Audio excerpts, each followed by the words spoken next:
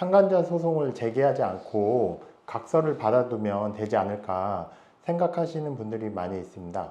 실제로 다시는 내 배우자를 만나면 얼마를 지급하겠다고 각서를 쓰는 경우가 많은데요. 상간자 소송에서 각서를 받으면 도움이 될까요? 오늘 영상에서 알아보겠습니다. 상간자에게 각서를 받으면 판결에서 그 금액을 지불하거나 작성한 내용을 반드시 이행해야 하나요? 소송을 하지 않는 대신에 위자료로 3천만 원을 지급한다는 각서를 작성한 경우에는 위자료 지급에 대한 이행 약정을 한 것으로 봐서 만일 그 상간자가 지급하지 않으면 약정금 청구 소송을 진행할 수 있고요. 판결에 따라서 상간자의 재산의 강제 집행이 가능합니다. 또 앞으로 부적절한 연락이나 만남을 가지면 3천만 원을 지급한다고 각서를 작성하는 경우에는 추후에 연락, 만남을 하였다는 증거를 가지고 법원에 소송을 진행하고, 법원은 각서 내용이 이제 손해배상의 예정으로 보아서 민법상 일부 감액이 가능하도록 되어 있습니다.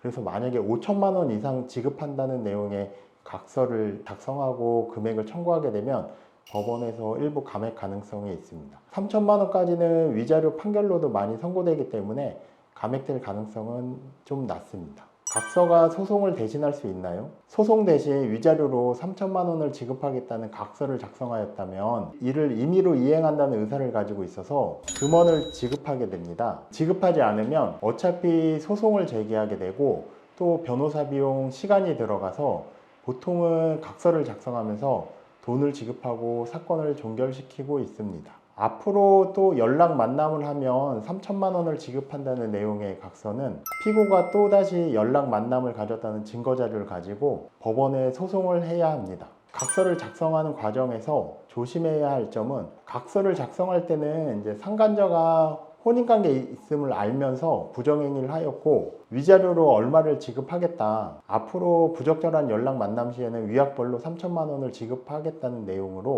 정확하게 구체적으로 작성해야 합니다. 각서를 작성하려고 상간자의 직장에 찾아가서 가만두지 않겠다고 하면서 각서를 받는 경우에는 추후에 강요죄, 협박죄로 형사처벌되고 각서도 불법 증거로 증거 능력이 없어지게 되므로 각서를 작성할 때는 강요나 협박이 없는 상황에서 상간자의 자유의사로 작성하게 해야 합니다. 만일 집이나 직장에 찾아가서 대화를 할 때 너무 흥분해서 이제 가만두지 않겠다 막 폭언을 쏟아내면서 정작 중요한 대화는 확보하지 못하기도 하는데요. 차분하게 대화를 하자고 유도하면서 이제 상간자도 이제 직장이나 집에 찾아오면 상당히 압박을 받는 상황에서 긴장이 풀리면서 어느 정도 이야기를 하기 때문에 차분하게 이야기하면서 녹음을 하거나 각서를 받는 것이 중요합니다. 각서 외에 어떤 증거들이 소송에 유리한가요? 부정행위 소송에서는 구체적인 부정행위에 대한 사진, 문자, 블랙박스 영상, 대화 내용 등 증거 자료가 있어야 하고, 피고에게 앞으로 연락하거나 만나지 않는다는 각서를 받을 때도 구체적으로